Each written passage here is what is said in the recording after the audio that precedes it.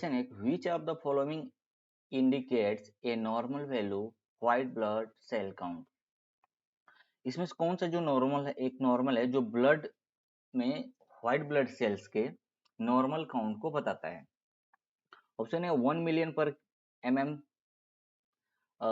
15,000 पर mm square, 10,000 पर mm square और 3,000 पर mm स्क्वायर। तो जो WBC होता है उसके जो नॉर्मल रेंजेस होता है आप देखोगे 10,000 होता है, क्योंकि कुछ लैब में 10,500, कुछ लैब में 11,000 तक होता है।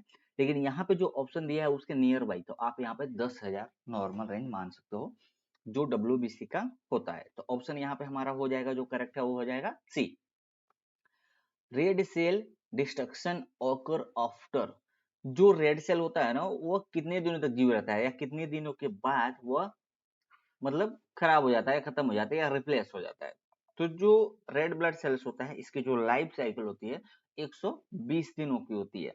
यहाँ पर ऑप्शन दिया है 2 मंथ, 120 दिन, 240, 150 डे, लेकिन 120 दिन की होती है। नेक्स्ट क्वेश्चन है which anticoagulant is use for CBC test. कौन सा ऐसा एंटीकोआगुलेंट है जो सीबीसी टेस्ट के लिए किया जाता है?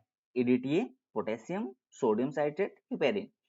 तो जो सबसे ज्यादा प्रेफरल किया जाता है वो होता है ईडीटी।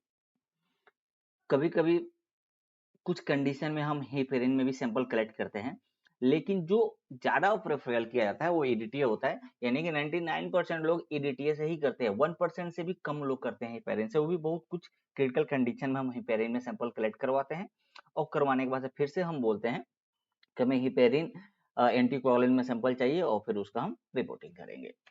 नेक्स्ट क्वेश्चन है जैक2 म्यूटेशन इज सीन इन। जो जैक2 होता है उसका म्यूटेशन किसमें देखने को मिलता है? Acute myeloid leukemia, acute lymphoblastic leukemia, polycythemia vera, chronic lympho leukemia and chronic myeloid leukemia. तो जो जैक2 का जो म्यूटेशन होता है ना वह हमको पॉलीसाइथेमिया वीरा में देखने को मिलता है। नेक्स्ट है factor impairing normal reticulocyte to anaemia.